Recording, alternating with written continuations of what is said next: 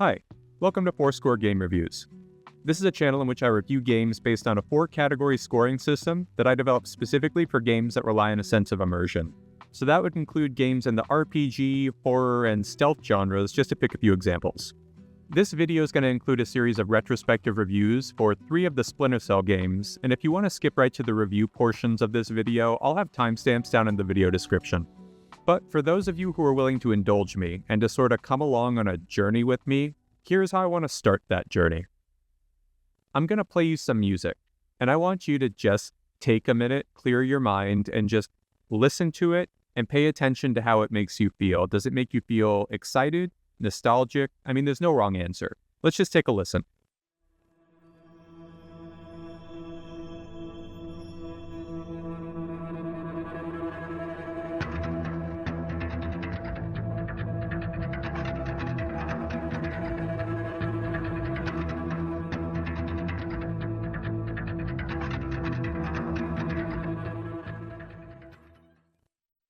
Now, I know that a lot of people who hear that music are going to have the exact same reaction to it that I had, and for those of you, you're welcome. But some people who hear that music are going to think something along the lines of, hey, that's kind of catchy, it's kind of dangerous and sneaky, it's like something that would play in a spy movie. And to everybody who had a reaction that was something along those lines, you're right. It's a good way to describe the music. But if that was your reaction, it means that you've been deprived of something, and I'm just so sorry that it's been withheld from you. You see, when I hear that music, I get this tsunami of images and feelings in my mind, and it all hits me at once. Sort of like this.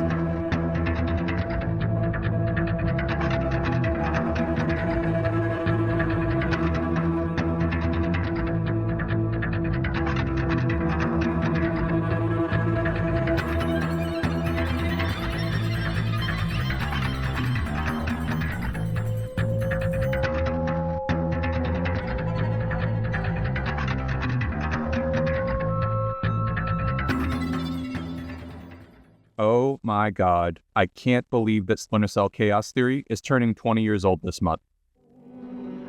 And I mean that in both senses that one might mean it. For one, where is the time gone and all of that?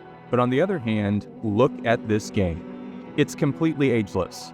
Oftentimes people will talk about classic SNES games or games like Wind Waker that have cel-shaded art styles as having aged particularly well. And it's hard to argue with that. After all, Super Mario World does still look fantastic. But what's crazy is that Chaos Theory was really shooting for realism. It wanted you to really buy the idea that you were truly breaking into the vault of a Panamanian bank. This is the type of game aesthetic that generally ages pretty poorly as technological standards increase. Case in point, look at 2 games that also came out in 2005, Psychonauts and the original Sniper Elite game. I'm willing to place a bet that most people are going to think one of these 2 games has aged worse, and I think my point is clear. It's absolutely insane how well Splinter Cell Chaos Theory holds up today, both in terms of its gameplay and its visuals. However, that's only part of the reason that 20 years later, I still just cannot get this game out of my mind. Also, here ends the copyrighted music. Educational purposes, review and commentary, and all of that. I just couldn't resist putting some of Chaos Theory's soundtrack into the beginning of this video. I have 2 big goals for this video. The first one's pretty simple. If any game deserves to have a mountain of retrospective praise dumped on it for its 20th birthday, it's Chaos Theory. I want to explain why it was so special, and the best way that I can think to do this is to compare it to the games that both preceded it and succeeded it in the same series to explain why Chaos Theory was where the series peaked. However, here's the big reason that I wanted to make this video. It's also the main reason that I haven't been able to get this game out of my head for the last 20 years. The fact that I can count the number of stealth games from the last 20 years that deserve to be mentioned in the same sentence as Chaos Theory on one hand. And don't get me wrong, I think that Chaos Theory is a masterpiece, but I attribute this more to the fact that AAA developers have all but abandoned this genre of games than to the idea that nobody can figure out how to make a better stealth game than Chaos Theory. I love Chaos Theory to death, but what drives me nuts is that I've been playing and replaying this game for the last 20 years, thinking about all the perfectly obvious ways that a sequel or a spiritual successor to Chaos Theory could be better, and seemingly nobody wants to take this obscenely low-hanging fruit. But this is the age of Kickstarter passion projects and indie spiritual successors to beloved classics. Case in point, just look at Gloomwood. This is an indie game catering to people who were bummed that games like Thief had just been completely abandoned by AAA studios. Unless you count this, which you shouldn't, nobody should count that. Don't count that. So let me just post a little teaser here for a discussion that I want to wrap this whole video up with. I've just given up hope entirely on the idea that we'll ever see a AAA caliber sequel to Chaos Theory that does it justice. And I'm okay with that. If you look at some of the work that indies and AA studios are doing these days, I am completely fine with them holding the reins of the future of the gaming industry. You know, outside of major flagship products like Grand Theft Auto.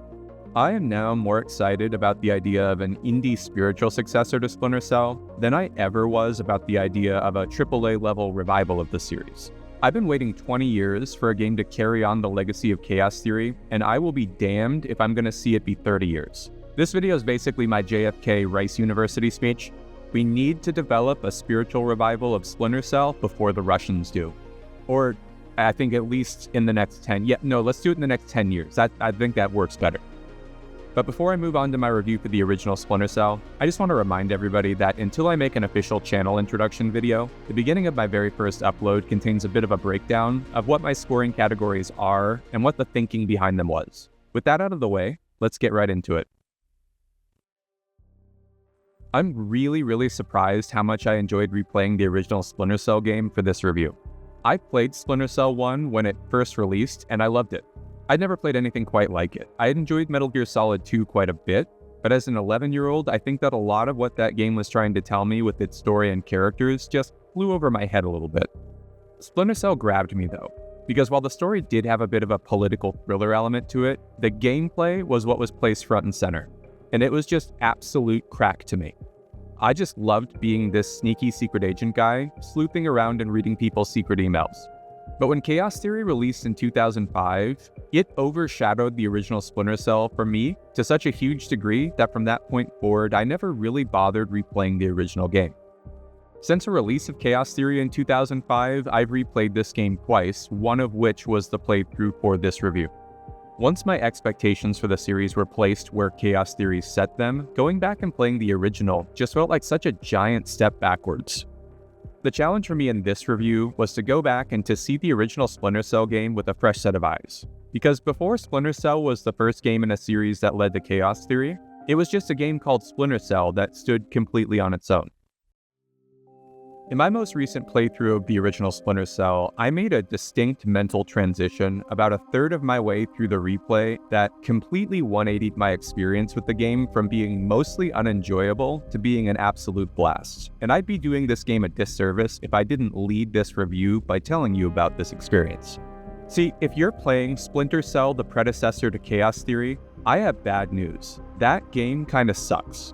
The tools that you have for remaining undetected in the first game are just far clunkier than they were in Chaos Theory. I spent a big chunk of time in my playthrough, for instance, just trying to map out what the logic was for when you would be detected by sound. Chaos Theory gives you a sound meter that tells you how much noise you're making compared to the ambient noise level of the environment. But while Splinter Cell has a sound-based detection system built into it, you're left to sort of piece together how it works on your own. And the problem here is that it's just extremely counterintuitive. For instance, here I make a big drop onto a metal walkway not too far away from a guard who's on patrol and I'm not detected. But here, I walk towards this computer just a little bit too fast and I instant triggered a guard into combat mode. The relationship with lighting was also just confusing, so the game is basically telling me that here I'm close to invisible, but here I can be very easily seen. Okay, but even if I just treat the light meter as the end-all be-all and ignore what my eyes are telling me, I still don't know why I was detected here, but that I wasn't here. I saw something. No, you didn't.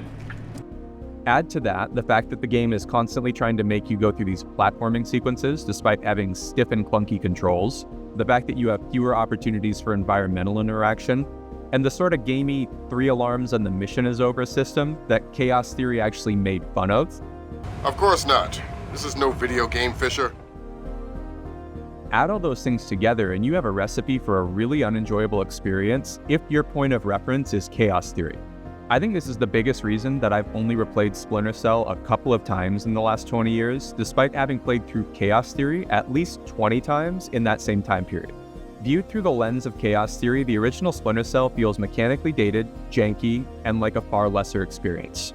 Let me be clear though, I think that Chaos Theory is objectively the better game, but I'm here to tell you in this review that there is plenty of reason to replay the original Splinter Cell game, aside from just seeing where the series had its roots. There are plenty of ways that the game is great in its own right. There are actually some ways that I prefer it to Chaos Theory. But to see these things, I had to change the lens that I viewed the game through.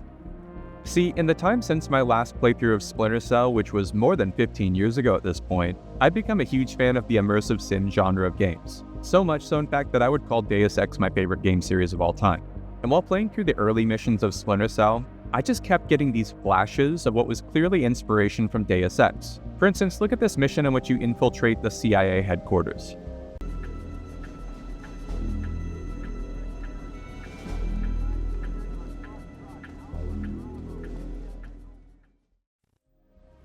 The synth-heavy soundtrack, the future brutalist aesthetic, reading through all of the emails on the computers you find to find security codes to rooms containing resources, eavesdropping on workers who are just going about their business. It just screamed Deus Ex to me. So did this sequence where I noticed that way up above me was a platform, and I realized that through some acrobatics, I was actually able to get up there and find a hidden consumable resource. These were sources of inspiration that I didn't pick up on as a teenager because I hadn't played any immersive sim genre games. In fact, as I replayed the game for this review, it started to dawn on me that Splinter Cell came out after Thief, Metal Gear Solid, and Deus Ex had all become classics of their genres. And if I had to guess what originally inspired the creation of the franchise, I bet it was something along the lines of, what if Metal Gear Solid had the light gem from Thief and the tech thriller vibe and setting of Deus Ex? This thought just kind of stewed in the back of my mind for a bit until a little further into the playthrough. At a point further into the game, I was getting frustrated with a stealth sequence and gave up on trying to sneak past some guards and opted to just gun them down instead. I realized in that moment that I wasn't going to be able to just plow my way through the game this way due to the inherent inaccuracy of my weapons. It took a good number of rounds to take these guards out.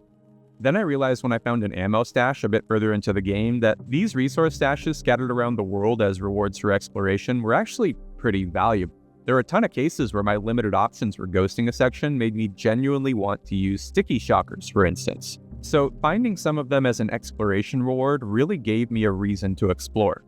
It also made me really want to tinker with using the rest of the tools in my inventory efficiently. Since sticky shockers, as an example, were so valuable, I didn't want to just use these willy-nilly. So for instance, if I could use an airfoil round to sort of stun an enemy long enough to run up and knock them out, I didn't want to use a sticky shocker. If I found a grenade sitting somewhere, then an opportunity where I saw a group of enemies just standing together was a perfect opportunity to kill 3 birds with 1 stone. And while the inherent RNG factor of my weapons' innate inaccuracy did cause frustration for me at some points, it did force me to think carefully about whether I wanted to use my rounds to shoot lights out, because there were lots of uses for bullets, and if I ran out, I had to carefully search the environment to find more. And once I made this mental transition to seeing Splinter Cell not as the predecessor to Chaos Theory, but as this cool experiment of implementing light immersive sim elements into a third-person stealth action game like Metal Gear Solid, I started to have an absolute blast with the game. And I'll address this in my review of Chaos Theory, but this is a rare case of my preferring something in the original game over Chaos Theory. As in Chaos Theory, your tools for remaining invisible are so powerful and intuitive that it really feels like you don't have too much of a need for the goodies that you find scattered around the world as exploration rewards. All this is just to say, if you do decide to play through the original Splinter Cell, I encourage you to try to look at it through this lens and not through the lens of being what came before Chaos Theory. When I made this mental switch, it totally 180'd my experience with the game for the better. And sorry for the long digression here, but it seemed important enough to be worth including. Now let's get on to the actual review.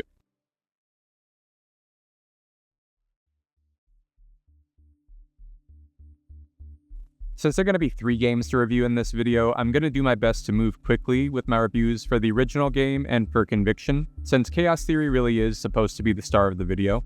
Also, here's my last disclaimer for the video. My review system follows Dave Portnoy review rules, where high scores in a category really need to be rare in order to have any meaning. For instance, Fallout New Vegas recently scored 32 out of 40 in my rating system, despite being one of my absolute favorite games of all time. I would want my scores in every category to roughly follow a bell curve around an average of 5 if I reviewed games at random, and I would call any game that scores above a 20 a good game, and any game scoring above a 30 a must-play. All that to say, please don't think that a game that scores in the 20s is one that I thought was underwhelming. To the contrary, it means that I thoroughly enjoyed it and would recommend it. Category 1 is Strength of Illusion. How well do the surface elements of the game, like the visuals, writing, and world building, make you willing to believe that you've entered another reality? What I remember about my first impressions of Splinter Cell as a teenager was how dramatic the use of lighting was. The cover art for the game just screams at you that this is a game in which lighting's important, and this isn't misleading in the slightest. The game has this incredible sense of contrast between bright sources of light and these dark nooks and crannies that you can use to hide and navigate the world. I was really surprised in my most recent playthrough at how compelling my sense of being a high-tech, modern ninja was at times. And the fact that the game's aesthetic sensibilities are so fundamentally tied to this dramatic contrast between light and dark has made it age better, frankly, than it had any right to expect to. I think that this game looks great for its age, and without that disclaimer, still looks pretty good. At times it also has this very powerful combination of lighting, sound, and environmental detail that creates this very immersive spell that really sucked me into the setting.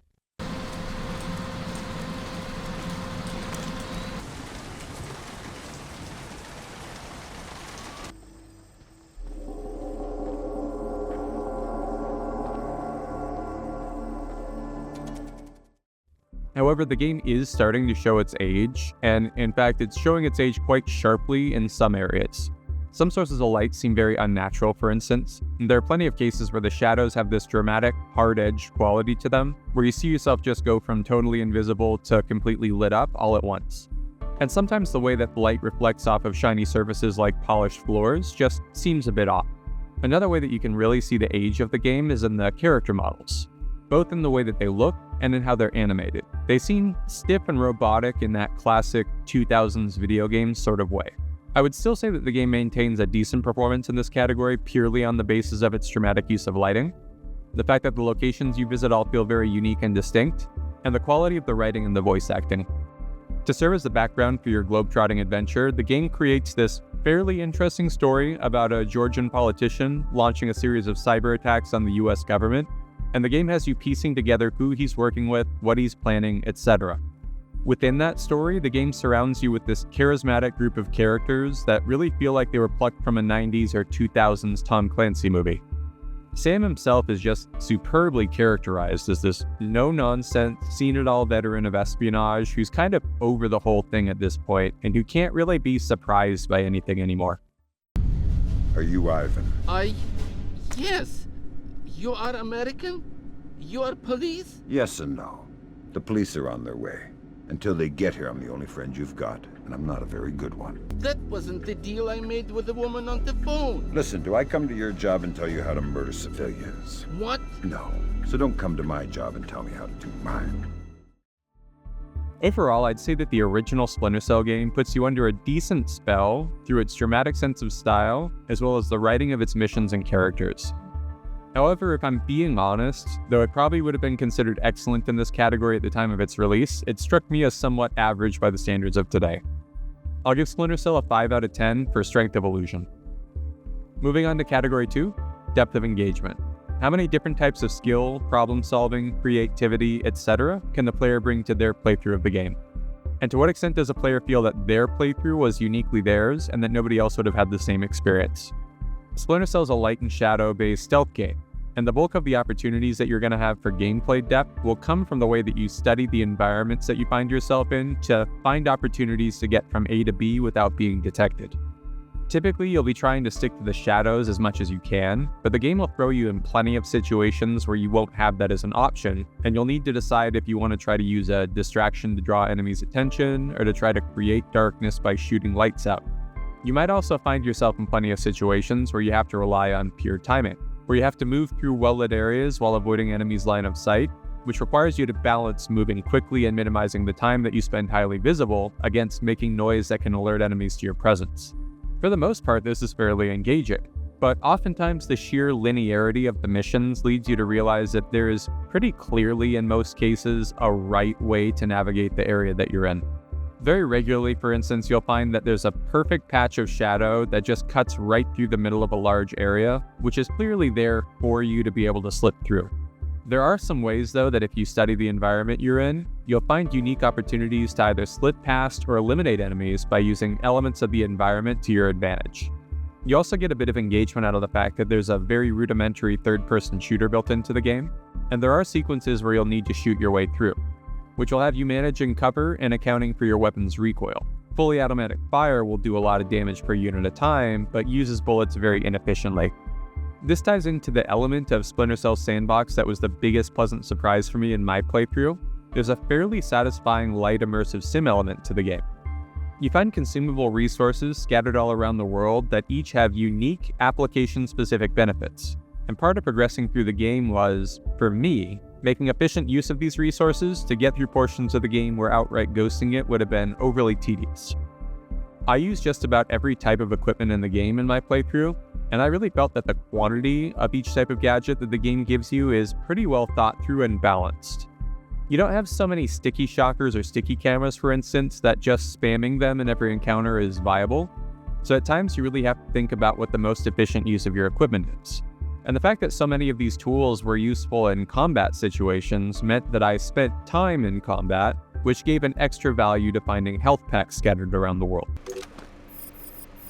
Ooh. Oh, yeah. Ooh. Oh, yeah. All right, Sam, take it easy. All right, man, we're on a mission. It's time for that when you get back to base. Overall, I would say that Splinter Cell had stealth, combat, and resource management elements that on their own would have been well below average by my standards. However, I think the game combined these separately pretty basic elements in a way that I found really enjoyable and reasonably engaging. Overall, I would say that it was an above average experience in this category. I'll give it a 6 out of 10 for depth of engagement. Moving on to category 3, immersive synergy, which refers to times that the surface elements of the game interacted with the gameplay to produce a level of immersion greater than the sum of those parts. I think that Splinter Cell is a competent, but not an exceptional game in this category. It nails the most important thing for a stealth game to nail, which is the feeling of disempowerment that gives you real motivation to stay hidden and rely on tactfulness to avoid enemies or engage them in a way that minimizes the danger you face. The feeling that you will fare well if an encounter turns into an all-out gunfight is what makes situations like this, where you just barely manage to slip past an enemy unnoticed, feel so exciting. You feel this intense sigh of relief as you make it back into the shadows after traversing an open area. On this basis alone, I would call the game above average in this category. This was also the area in which I thought Chaos Theory made the biggest single improvement over the original game. To put it simply, remaining undetected in Splinter Cell very often felt like an exercise in remembering the rules of a video game, rather than a genuine exercise in avoiding a guard's detection. Because of the fact that detection always seemed a little finicky and unintuitive, and the fact that I never really came to understand what the logic was of when I would be detected, either by sound or by illumination, I really relied on quick saves and trial and error to get through most areas. And I more often than not found myself thinking about situations as though they were sections of a video game and not genuine infiltration scenarios. I saw the ones and zeros behind the guards in the game too often for me to give Splinter Cell anything above a score of 6 in the category of immersive synergy. Moving on to category 4, seamlessness. In this category, I'm giving consideration to how frequently and how severely my experience dragged to a halt. Basically what I'm scoring here is how often was my immersion broken, either by technical or gameplay related issues that reminded me that I was playing a video game. Unfortunately, I very regularly hit immersion breaking roadblocks in Splinter Cell. Here's a really easy example to show. The game has this awful habit of throwing these really jarring cutscenes at you right as you're getting sucked into a gameplay scenario. This was a relatively minor gripe for me in the scheme of things though. Among my biggest gripes would be something that I won't belabor here too much because I've already talked about it a bit. The fact that detection in the game seemed pretty unintuitive and video gamey, and that I very often had no idea whatsoever how I'd been detected or how a guard had failed to detect me. How the fuck? Jesus, guy. The work ethic of these guards. He saw me there and he was like, that's not my job. That's Terry's department. The game also has this unbelievably video gamey system in which enemies that you've knocked out or killed will be, quote, found if they aren't hidden once you pass a certain point of progress in each level. And this happens regardless of whether there were any guards in the area that could have possibly found those bodies. Let me show you a perfect example of this. I knocked this guard unconscious in the Tbilisi police station, and I left his body there because I knew that there were no other guards in the area who could have possibly found the body. About 30 seconds later, I was notified that the guards in the area had, quote, found a body. So I reloaded a save game and brought that body into a darkened area, and then continued on with the mission and received no similar notification. This just made it extremely clear how the game evaluated the hiddenness of all the bodies. It has nothing to do with whether or not they're placed somewhere where they'd be likely to be found. It's simply a matter of whether or not they're illuminated. So for the rest of my playthrough, I just made sure that every unconscious or dead body that I left was somehow covered in darkness. Because I knew that even if these bodies would immediately be found by a patrolling guard, that really isn't how the game is calculating detected bodies. This was a constant source of immersion breaking for me, because throughout the entire course of the game, I was constantly reminding myself not to think about these situations as though they were real, but to just remember the rules of the video game. Another thing that I really disliked about the game was how often it decided to make me perform some acrobatic platforming task, because the controls of the game, frankly, are just unsuited to this. I regularly had to quick save right before attempting one of these sequences because I just could not for the life of me figure out what the game was asking me to do. On multiple occasions, I ended up finishing a platforming sequence having no idea what I had done differently on the time that I ended up succeeding. I don't know what I did that time.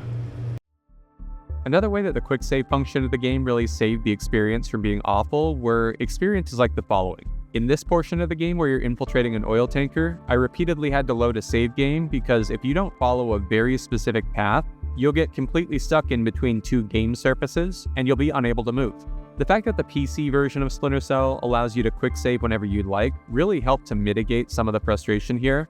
But if I were playing the console version of the game, in which you only are able to save your game by passing progress checkpoints, I would probably score this game abysmally low in this category. On the PC though, with the ability to use the quick save to my advantage, I'd say that my experience was merely below average with Splinter Cell. I'll give it a 4 out of 10 for seamlessness. That brings the total score for Splinter Cell to 21 out of 40, which puts it squarely in the good range of my scale. I really enjoyed my playthrough of the game. In fact, more than I expected that I would. I don't see myself regularly replaying the game in the future, but I definitely found more positives with the game than I found negatives. And it actually opened up a couple of lines of thinking in my head related to ways that a spiritual successor to Chaos Theory might benefit from looking at choices made in the first game for inspiration. Now, for the part of this video that I'm the most excited for. Let's talk about what made Chaos Theory one of the greatest stealth games ever made.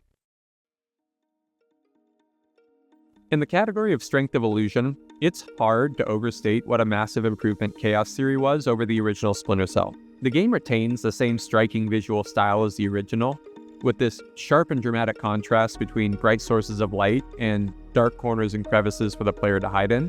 But its presentation of this contrast is just so much more believable, and oftentimes it's just outright gorgeous to boot.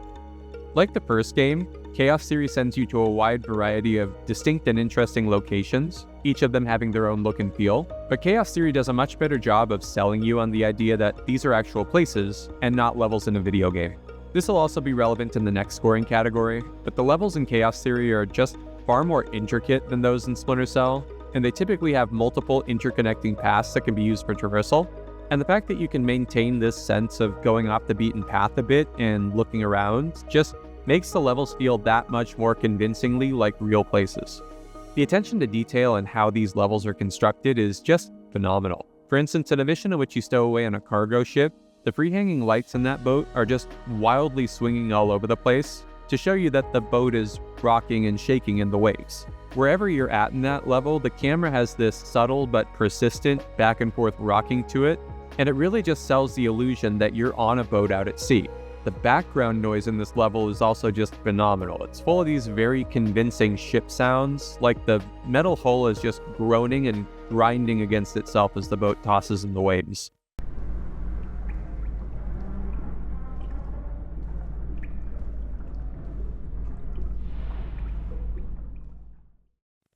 The levels are also full of these awesome little details that on their own individually aren't that big of a deal, but they really add up.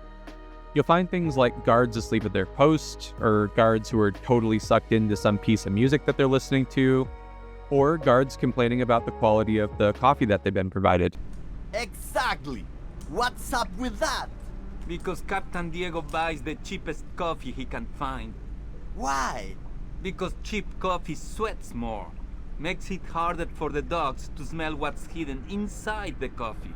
Ah, that makes sense. Still, wouldn't mind a good cup of coffee. Tell me about it. But, like, I don't know, like the writer's room, like the creative team for this, it must have been an interesting room to be in. Because, like, they're thinking about the fidelity and believability of this room down to, like how would the choice of a cheaper coffee to hide drugs affect the tastes of the native Colombian staff on the boat? Like, that's wild. I like that example in particular because it's really refreshing to overhear NPC dialogue in stealth games that's not clearly just there to tell you something about your mission. I mean, make no mistake, Chaos Theory does have this as well. Hey, Emilio. Have you seen these new motion sensing lights? Motion sensing lights? No. When they detect movement, Yes. turns on. But it adds a layer of believability to the world that a lot of the guard chatter you're going to overhear is just them talking about their own personal gripes, aspirations, etc. I also love this little detail in the last mission of the game, in which you're infiltrating a Japanese military base to find out if a specialized branch of that military has gone rogue to attempt to remilitarize the country. When you discover an area within that base that's dedicated to that branch, you'll find that the door code to get into that area is 1945. That's pretty clever. Pretty clever there, game. Also, everything that was great in the first game about the characterization of Sam and all the supporting characters he interacts with over the radio is just done even better in Chaos Theory. The banter is just more, well, bantery. Oh well, if it's any consolation, I had a bad year that year too. What? You weren't working for the government during the Gulf War? No? I was in 10th grade. Oh, right. Yuck. And Sam is just so perfectly characterized as this street-smart veteran. He responds to every situation in the game like he's just seen this a million times and he couldn't be fazed less by it. Who are you? Wait a minute. Is this a training exercise? Damn. Support. This guy knows it's an exercise. Who let the cat out of the bag? Huh. I knew it. Roger that. Yeah. Okay. Give me a hand here, pal. Just play along. Name, rank, and number. The last thing that I'll talk about is the general quality of the animations in the game, especially Sam's animations. In the original Splinter Cell, Sam's motion had this really unnatural, video gamey jitteriness to it, especially when you had to try to inch him forward a bit, like say for instance you're trying to closely follow an enemy. The fact that Sam had to constantly reinitialize his movement animation from scratch was just a constant reminder that he was a character in a video game and not an actual person. In Chaos Theory, if Sam ceases movement, he sort of just pauses right where he's sitting for a while before he naturally comes to a rest if movement doesn't resume for a period. This not only looks far more convincing, but it also sells you on the fact that Sam is trying to be stealthy. After all, it makes sense to try to avoid unnecessary motion if you're trying to remain undetected in a light and shadow-based infiltration scenario. I just love the fact that, for instance, if you decide to back up in the game, Sam will actually reverse his direction of motion in his existing stance, as opposed to turning to move in a new direction. And during interactions with enemies, the way that Sam neutralizes them after interrogation is way more natural looking and believable in Chaos Theory than it was in the original game. Splinter Cell Chaos Theory still looks absolutely phenomenal for the most part, but it does show its age in places, sometimes quite obviously. Also, the level of environmental interactivity you have isn't on the level that I feel comfortable giving this game a monster score in this category, but I did think that it was very, very good overall. I'll give Chaos Theory an 8 out of 10 for Strength of Illusion. In the category of depth of engagement, I'd say that compared to the original game, Chaos Theory takes 2 steps forward and 1 step back. Let's start out by looking at the steps forward. The experience of trying to remain hidden in Chaos Theory is a deeper and more satisfying experience than it was in the original game for a number of reasons. For one, the detection system's far more intuitive. Sam really looks hidden when the light meter suggests that he is. There's also an extra layer of feedback built into the game with the sound meter, which tells you both how much noise you're making and how much ambient background noise exists in your current area. This informs you of how much noise you can make before being heard by a guard. Also, there's a greater degree of branching and exploration potential in the levels of Chaos Theory compared to the original game, and players will find a lot more opportunities to think creatively about how to get from point A to point B undetected. These 2 changes to the overall sandbox mean that you have more opportunities for using the stealth systems of the game and a greater level of depth while using them. I want to show you something cool. Come over to the edge. I want to show you something I got at the farmer's market. Come here. Come here.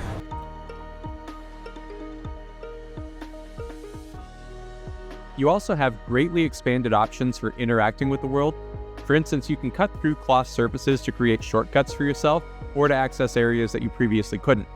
You can also decide to use your knife to permanently disable a generator instead of just turning it off, or to break open the lock of a door to save you time at the cost of making additional noise. The choice of whether to do any of these things is made compelling and interesting in Chaos Theory because guard AI has had a significant overhaul from the first game. They're way more observant now than they were in the first game, and they'll look for evidence of your presence, like doors that have been left open, materials that you've cut through, etc. A repeated series of discoveries like damaged generators and sliced open tent sides can send them into high alert. To assist you in dealing with these extra observant guards, the game equips you with a remote electronic device disabler that's attached to your pistol. It lets you noiselessly disable things like lights, cameras, and TV screens for a short period of time, and it works on a cooldown, so you can't spam it endlessly, but it is at the same time still pretty easy to chain together. So what you have is this extremely powerful tool for creating either outright blind spots that you can slip through, or distractions that will pull enemies' attention away from where you're trying to go. And here is the 1 step back that I mentioned at the start of this section. To me, this tool was so unbelievably powerful that it stood out as the obvious go-to solution in just about every situation, to the point that the extra tools in the game just seemingly didn't have a place in the sandbox. The game gives you a lot of tools, far more in fact than the original game does, and it's a shame to me that I didn't have more natural opportunities to use them.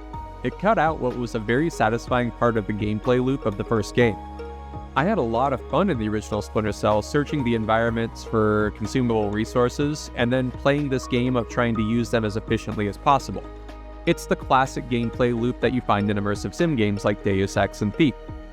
I want to be clear, I think that the core gameplay of Chaos Theory is more engaging than that of the original Splinter Cell. I just think that this was one area where the original did something better. To me, it keeps the game from greatness in this category, leaving it squarely in the good range of my scale.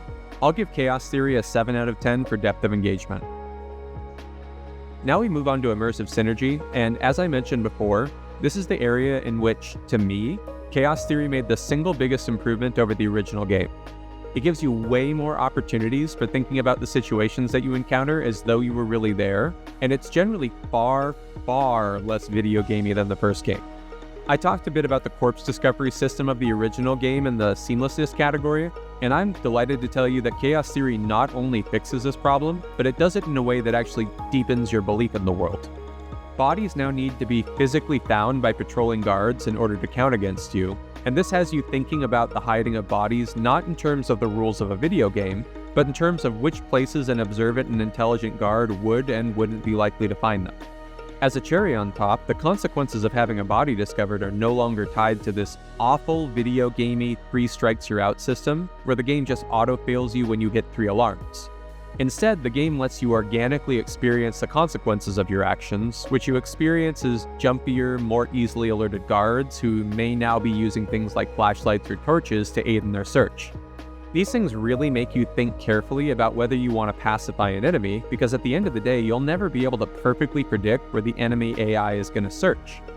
And this is especially true if you've alerted them to your presence. So you always have a decent chance of having a corpse discovered unless you go to very serious lengths to hide them. Also, the fact that enemies are observant in this game and that they notice and investigate things like doors that were left open or lights that were shot out, well, this really does wonders for making you feel as though you're actually on an infiltration mission. As you learn, for instance, to instinctively close doors behind you as you travel to cover the evidence of your presence, on the one hand, you're just observing the rules of the game. But way more importantly than that, you're engaging with the game in a way that increases your belief in it. Every time that you shut a door behind you so that you won't be discovered, or that you pick a lock instead of breaking it, you're cooperating with the game's setting to make it more real than just the visuals or the writing would make it seem. The last thing that I'll talk about is the overhaul to sound-based detection. And oh boy is this a big one. The absolute tensest sequences of gameplay for me, and the ones that I felt the most deeply immersed in, were sequences where I was trying to time my advancement through an area and I had to balance going quickly against making too much noise. Sequences like this one were really common. I used my remote electronics jamming function on my pistol to turn the light out, and after that I have to move pretty quickly. But since I'm down in the engine room of the ship, there's a lot of ambient noise, which means I have a bit of cover for the noise that I'm making. But working against that is the fact that I'm moving over metal grating, and in this game the amount of noise that you make is affected by the type of surface that you're moving on. So in this section of gameplay, I had all these different things that I had to balance in my mind at once to decide on the best path to take to navigate through this portion of the level. I just can't describe to you the feeling of relief that I felt after I made it through that section, and lots of sections like it, without being detected. It's just an unbelievable thrill to use environmental noise like rainfall to conceal the sound of your footsteps, and to use that to either sneak past an enemy or eliminate a guard. The fact that while you're doing something like trying to sneak up on a guard, you have to think about these things that you would have to think of if you were really there, well, it succeeds in making you feel as though you're really there.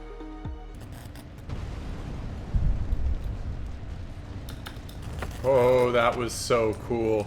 I knew I could make it behind him because of the Why do I noise. have to hurt you? Oh no! What is your mission? To get a 10 in this category, a game has to suck me through the screen and make me forget that I have a controller or a mouse in my hands. As incredible as this game is in this category, the fact that I can think of plenty of examples where I felt more deeply immersed in the gameplay of other games means that I can't give it a perfect score. But damn is it ever excellent in this category. I'll give Chaos Theory a 9 out of 10 in the category of immersive synergy. Finally, we move on to seamlessness, and this is also an area in which Chaos Theory improved over the original game. I'll be brief here, as most of what I have to say in this category are just cases where Chaos Theory avoided making some of the mistakes that the original game made. For instance, remember the horrible cutscene transitions that I talked about in the Splinter Cell review? Well, those are out of the game. You're never broken out of the experience of being Sam. Remember the annoying platforming sequences? Gone. The wonky, unintuitive detection? Completely fixed. The automatic mission failure as a penalty for not going through a bunch of tedious busywork to hide bodies? We're done with that. Now you naturally face the consequences of your actions. For the most part, the issues that affected the first game have been completely fixed in Chaos Theory. However, a couple of snags did occur for me along the way. One of them was just the fact that at the end of the day, this was still a PS2 era game, and some of the AI behavior does at times show you the ones and zeros. There were times, for instance, in which the response of the AI just seemed a little disproportionate to the severity of a mistake that I had made. In the Displace International mission, for instance, I was never fully identified as an intruder, but on one occasion I did trigger a guard into investigation mode by being semi-visible to them at one point. This triggered every guard in that area into lockdown mode, complete with the pounding action music that typically means you're one step of alertness away from an all-out gunfight. These situations were rare, but they did occur.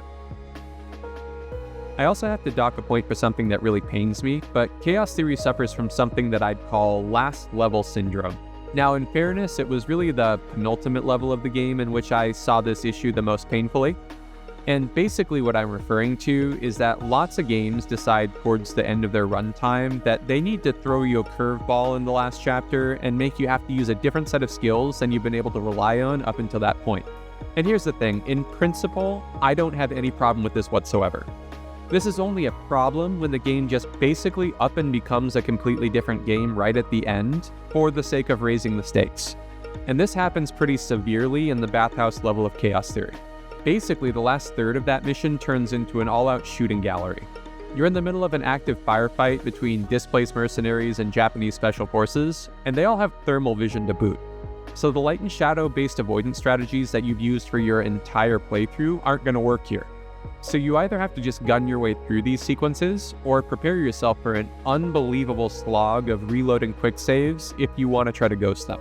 It gets even worse at the end of the level when the game decides to make you do these timed bomb defusal sequences, where the whole time enemies also keep spawning so that you have to fight them while you're searching for the bombs. I mean, it was just awful. It completely upended everything about the game that had been great up to that point.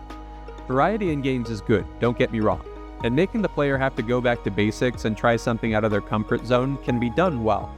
However, sequences like this one are just completely immersion breaking, especially when they happen right at the end of the game, because as the player, you're just like, oh, got it, so we've just hit that part of the game.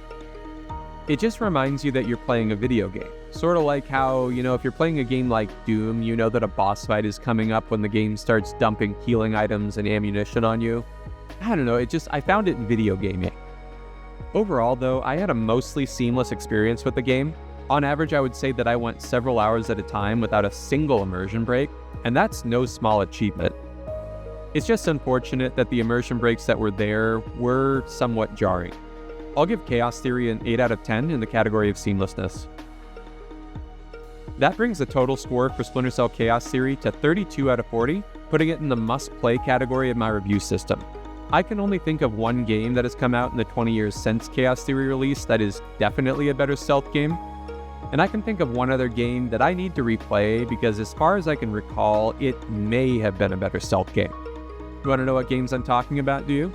Well, you'll have to stay tuned. Good things come to those who who wait, but who mostly do subscribe. But regardless of whether it's the second or the third best stealth game ever made, it's undeniably an absolute masterpiece of the genre.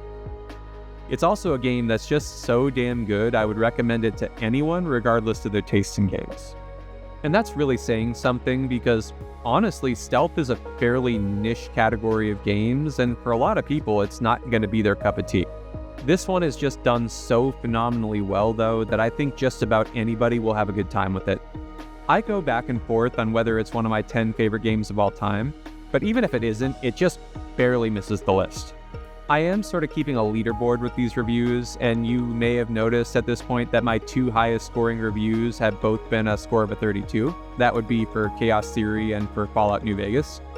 In cases of ties on the leaderboard, I'll just choose the ranking order, and as much as I love New Vegas, I have to give the edge to Chaos Theory, which means that to me, it's the best game out of all of the games that I've reviewed so far on my channel. I have my next several videos planned out at this point, so rest assured that this isn't going to last very long. But for now anyways, Chaos Theory is, to me, the best game that I've reviewed on this channel. And if you haven't played it, I urge you to give it a shot, even if stealth games aren't your particular cup of tea.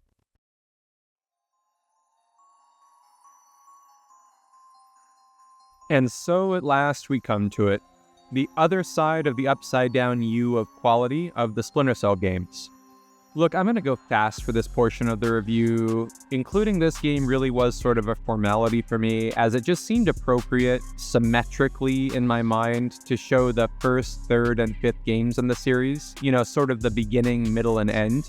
If you know anything about Conviction, it's probably not going to shock you to hear that I'm not a big fan of it. In fact, I wouldn't say I'm not a big fan, I'd say I'm not a fan at all. And in fact, if I'm honest with you, in reality, I think this graph should be more of an upside-down J. Since I don't have a lot to say about this game that's constructive, I will at least make this portion of the review mercifully short. You see, in the 2010s, game publishers decided, seemingly unanimously, that any game series that they had that had a hint of originality or uniqueness to it had to immediately be reimagined as a bland, by-the-numbers third-person shooter. The Dead Space series got Dead Space 3, Hitman got Hitman Absolution, and the Splinter Cell series got Conviction. And look, we can sit here all we want to and criticize these decisions as having made these games stale and forgettable, but, at the end of the day, we do have to realize that game development is a business, and sometimes you do have to make decisions based on the bottom line, based on what's going to drive sales, and oh shit, that's not good. But whereas the other two series that I just mentioned had their happy endings, where the studio executives finally came down from their glue high and realized that a return to form was necessary, this unfortunately never happened for the Splinter Cell series. A lot of people insist that Splinter Cell Blacklist, even if it doesn't represent a true return to form for the series, at least represents a step forward from Conviction. And hey, I'm glad you guys liked it, but I'll just have to take your word for it, because here's the thing. Double Agent was my upper limit of tolerance for cringy edgelord nonsense in Splinter Cell games. Big man, hit the switch. Ooh, I'm scared.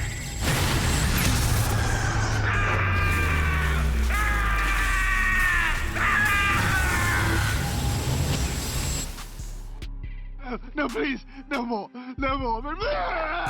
I don't want my globe-trotting espionage thriller adventure to be constantly shouting at me, "This isn't a phase, Mom, I'm mature now." Okay, look, I have jiggle physics, just deal with it. And that's my biggest problem by far with Conviction. The fact that it will not stop hammering you over the head with how edgy and mature it thinks it is. The funny thing is that it ends up having the exact opposite effect, and it's just completely insane to me that Ubisoft didn't realize during development that they were producing something that was like 2 or maybe 3 degrees of cringe less cringy than Sonichu. You know how Kung Fury is a self-aware parody of campy, over-the-top 80s machismo? What are you gonna do? My job. Well, imagine if that movie wasn't in on the joke. Like, imagine if it genuinely had no idea how ridiculous it was. Splinter Cell Conviction is this close, and I mean this close, to being that for the edgy anti-hero reboots that plagued the mid to late 2000s. The type of series reboots where you can just hear the Linkin Park music in your head as you watch them. I'm here to see Tom Reed. Mr. Reed is currently unavailable, but if you'd like to make an appointment, Mr. Fisher. I used to work here.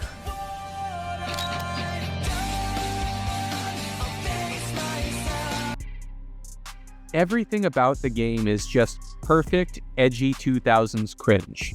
It has the Man on Fire text written onto the walls, and before you even ask, yes, that text becomes all frazzled and disorganized as Sam gets frustrated to show you how upset he is that he was betrayed. Damn it, Lambert was my best friend. This is why I work alone. I'm not off the case, I quit. I mean, if you view the game through that lens as an in-on-the-joke self-aware parody of 2000s gritty reboot cringe, it's nearly perfect. I mean, it has absolutely everything. It has the skip forward suggesting that somebody on your team might betray you that you know isn't actually going to betray you. It has the flashbacks out of nowhere to establish that this time it's personal. I thought you'd recognize the sound. Remind you of anything? Yeah. I rap. It has cartoon bad guys discussing their evil plan in front of the Lincoln Memorial. It has the awful chase sequence that predictably ends with an explosion. It has enemy henchmen who just work profanity into every other line of dialogue so that you don't forget how mature the game is. Time for an ass kicking! That wasn't a civilian playing with guns. That was Sam fucking Fisher. Find him and kill him now. You're dead now, bitch! Nice try, asshole, but it ain't gonna work. It has bullshit anime nonsense gunplay, and it has lots and lots and lots of teenage angst.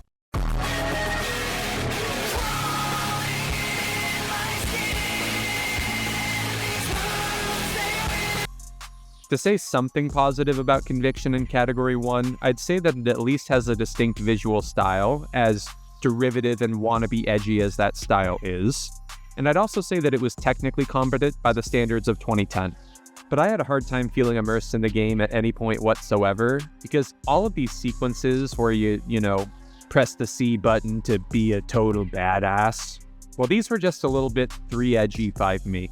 I'll give Conviction a 2 out of 10 for Strength of Illusion.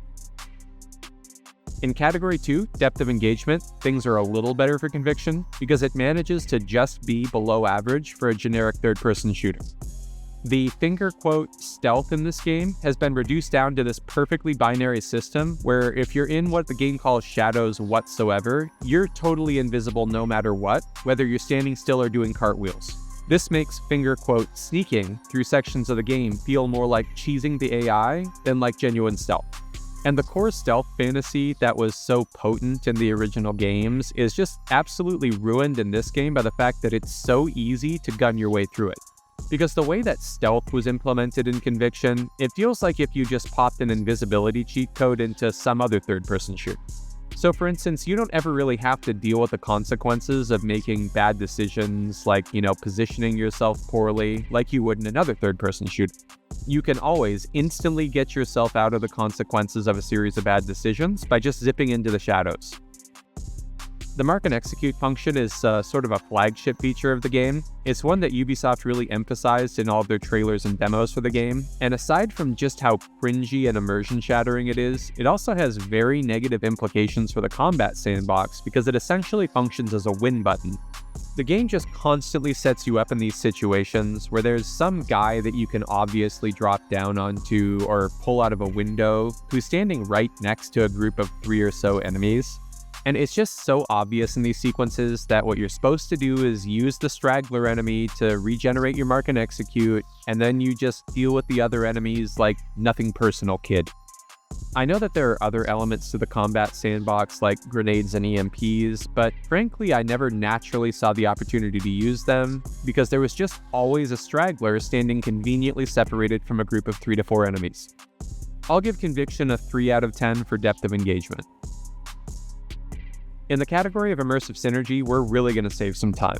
Just a disclaimer about my review system, part of the reason that a good score for me starts around a score of 20 out of 40 is that I don't really think it's necessary for games to score well in this category in order to be good or even great.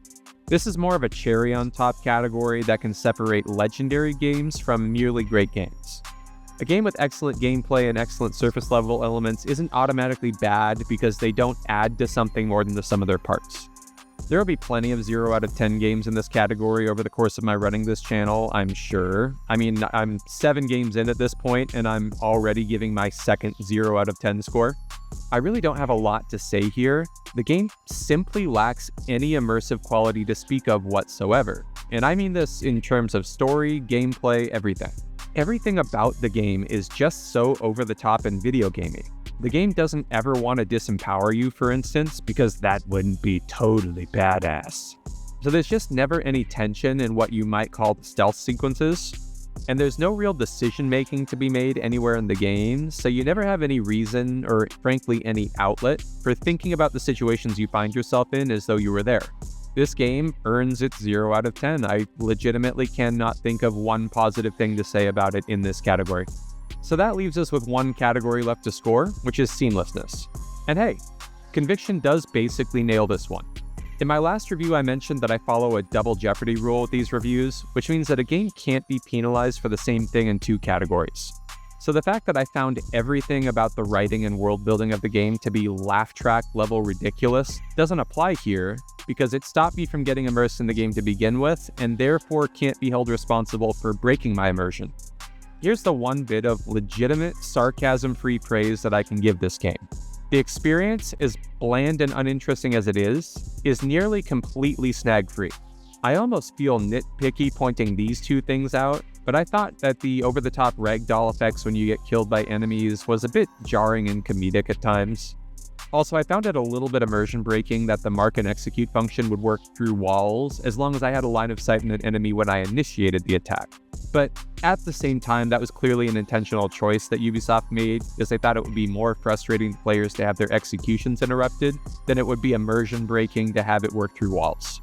I mean, that's legitimately all that I can think of to criticize this game for in this category. It's one of the legit benefits of opting for a very simple gameplay formula. The simpler you keep your formula, after all, the fewer opportunities there will be for elements of the game to mix in a way that the developers didn't intend. Conviction was a smooth, consistent, and virtually snag-free experience for me, and as such, I have to give it a 9 out of 10 for seamlessness. That brings the final score for Splinter Cell Conviction to a 14 out of 40, which is at the upper end of what I'd call an unenjoyable game. Even though it was a short game, it still felt like a chore to play through. I can't think of a single stealth game that doesn't do stealth better than Conviction, and I can't think of many third-person shooters that don't have better combat. And the other thing is that these two things don't combine into a greater whole. The stealth just basically feels like an exploit added on top of a very mediocre third-person shooter. This game is almost like if somebody built a whole game around the system in Skyrim where you can repeatedly one-shot enemies if you just keep waiting for the eyeball thing to reset between kills. I mean, playing this game as it's intended to be played, you just feel the whole time like you're cheesing your way through it. This is the first game I've reviewed on this channel that I'd give a negative recommendation to. I not only don't recommend it, but I would actively recommend that you skip it. So I think that I've pretty carefully laid out the case that Splinter Cell Chaos Theory was where the Splinter Cell series peaked. I think that there's a nearly universal consensus among people that are even familiar with the Splinter Cell series that Chaos Theory was the crown jewel of the series. I think I speak for a good majority of fans when I say that any potential reboot of the series should look to Chaos Theory as its main source of inspiration. I want to bring back a point that I raised at the beginning of the video though. To me, the most maddening thing about the last 20 years of gaming has just been waiting and waiting and waiting for somebody, anybody, to attempt to pick up the ball where Chaos Theory left it and run with it. I'm going to make an observation that I won't be the first, the 10th, or even the 1000th person that you've heard make, but AAA game development seems to have completely binarized in the last 20 years to producing either ultra-high budget technical masterpieces or complete filler slop. And when I say filler slop, you know exactly the type of game that I'm talking about. The kind that makes you climb towers to reveal the map and collect all 300 of the magic whatsamabobs so you can upgrade your bow. And seemingly, AAA developers have lost any real interest in the middle ground between these two extremes of ultra-high budget franchise installments or just generic copy and paste open world filler games. The problem for me is that all of my favorite types of games occupy this middle ground. For instance, I love horror games, stealth games, immersive sims, and mechanically complicated RPG games. The only people who seem to have any interest in delivering these experiences today are either indie studios or what you might call AA studios. If I think about my favorite games from the decade that spanned, let's say 2001 to 2011, they were all major studio produced. Splinter Cell, BioShock, Portal 1 and 2, Half-Life 2, Halo, LA Noire, Red Dead Redemption, the list goes on. But if I think about the last decade, I would say that at least 3/4 of the games that I would call games that I loved were either made by AA or indie-sized developers. I'm talking about games like Hollow Knight, Disco Elysium, The Outer Wilds, Kingdom Come Deliverance, Cuphead. I mean, aside from games produced by FromSoft and a few standout gems like Alien Isolation and Deus Ex Mankind Divided, for the most part, it's been smaller studios that have produced the types of games that I enjoy consistently. I think that it's time for those of us who love the Splinter Cell series to just let it rest in our minds. After all, the qualities of that series that make it so special in our minds are just so fundamentally tied to Michael Ironside's rendition of Sam Fisher. And even if he hasn't outright retired from voice acting, it seems that his interest in continuing to voice that character is either low or non-existent. Also, if we're honest, things at Ubisoft are looking dicey at the moment, and I don't really like the odds of them producing a series revival at all, and especially of producing one that does Chaos Theory justice. I think that Gloomwood shows the way forward for the Splinter Cell series.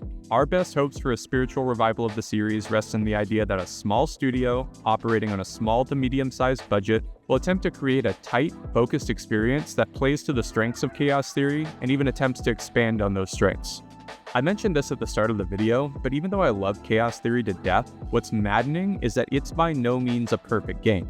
And there are some serious, obvious, low-hanging fruit areas where a small-budget indie game could improve over Chaos Theory and make a superior light and shadow-based stealth game. I want to cap this review off with 3 free recommendations for any aspiring or actual game developers who may see this video and who may have an interest in taking a shot at dethroning Chaos Theory. I mentioned that the original Splinter Cell had some fairly interesting light immersive sim elements built into it, and I think that a spiritual revival of Splinter Cell should really attempt to lean into this. I think that these systems would just be a perfect marriage with the sandbox of Splinter Cell. But one thing that you would need to do is to limit the player's use of whatever the equivalent of the electronic jamming gun is, so that it's not the obvious end-all be-all solution to every situation like it kind of is in Chaos Theory. I think the game that shows the perfect model to use for this is Deus Ex: Mankind Divided. Something like the battery system in that game would be the perfect way to limit the player's use of special abilities.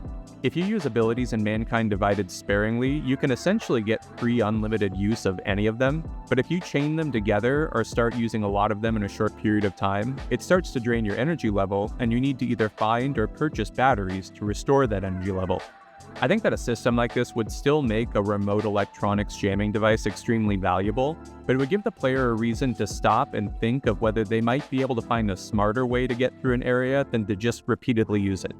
This would also give an extra value to all the consumable resources that you would find scattered around the world, and would give the player a strong incentive to seek them out. And speaking of giving a high value to consumable resources, I think that the best way to maintain their value would be to have their quantity carry over between missions. The problem with starting the player off fresh with a set amount of gadgets at the start of every mission is that it creates a situation where the player realizes towards the end of a level that it's basically smoke 'em if you got 'em with all of their unused gadgets. It creates a situation where you really have no reason to not just dump all of your sticky cams or sticky shockers, because your supply of them is about to reset. I think that the writing of the game would have to account for this gameplay change, since a government agent being sent on missions by their handler would naturally have their supplies replenished between missions. I think that the ideal protagonist for a spiritual revival of Splinter Cell would be more of a lone wolf, maybe somebody more like Garrett in Thief, whose actions in the games are a result of their own instincts and priorities. I'm not 100% sure if I think that this should be done through something like a hub world, kind of like how Thief 3 used a hub world in between missions. I mean, I tinker with that idea, but it would have to be done carefully. But along the line of thought of creating a series protagonist that would follow their own path, I think that would be awesome for this hypothetical character to have a greater degree of agency in deciding the order that they would play through the missions. There's a line of dialogue in the battery mission of Chaos Theory in which Lambert suggests to Sam that he knows that Sam disagrees with Third Echelon's decision to send him on his current mission as opposed to chasing after Doug Shetland to close off that loose end. And here's a thought that just popped into my head during that line of dialogue. What if, based on how thoroughly you had explored the displace offices in the previous mission, you could actually find information that would open the option to do exactly that? What if the mission path that you followed had a degree of branching to it, with different game endings tied to the specific order that you had pursued missions in? I think that this would really motivate the player to dedicate more attention to sleuthing through all the levels, to eavesdrop on conversations, and read through people's emails. You would have this natural tension emerge in gameplay along the lines of the following. So I've just completed my main objective and I can leave, or I can explore more to try to find additional secrets or goodies. The risk here is that I might blow through consumable resources trying to find these secrets. This would give the player an interesting decision to make, and I swear to God one of these days I'm going to make a video that doesn't include this Sid Meier quote. I'll wrap this video up by just stating that Chaos Theory holds an unbelievably special place in my memory. I remember the day that I first played a demo for the game that contained the Lighthouse mission, back in the good old days when video game magazines actually had physical game demos in them. I remember replaying that demo mission dozens of times, and then I remember physically going to Best Buy to pre-order the full game. I remember driving to that very same Best Buy on the day that the game released, and I remember, like it was yesterday, how blown away by the game I was. Both for my original playthrough of the game and for all of my subsequent playthroughs, including the one that I did for this video. I can't bear the idea of going another decade without a proper successor to Chaos Theory. I so badly want to see it as the game that inspired blank, my favorite stealth game of all time, and not as I currently do. Because as I currently see Chaos Theory, it's the game that showed me an incredible vision of what stealth games can be that I worry on an almost daily basis that I'll never live to see realized. As always, thank you so much for watching if you made it all the way through. At this point in my YouTube career, every one of these videos is just an incredible learning experience for me, and I hope to look back at these early videos and think, man, I can't believe that my production levels were that bad. At the moment, most of my focus is going into streamlining the organizational parts of video making, like getting better at sorting and organizing the clips and using Premiere Pro more efficiently, etc. but I will, for instance, at some point move past MS Paint for my score overlays. In fact, this is part of the reason that I think that there may be a bit of a gap between this video and my next upload. I really want to tinker with some things, audio quality being chief among them, and I think that it's time that I spend some serious, dedicated time to watching how-to guides for these sort of things. I've been learning about video editing as just this trial and error process as I try to cobble videos together, but I think it's time that I actually spend some sit down and learn time. But there's a much bigger reason that I think it might be a while before my next upload. The next review that I'll be doing will be Kingdom Come Deliverance 2, and I absolutely refuse to rush that game.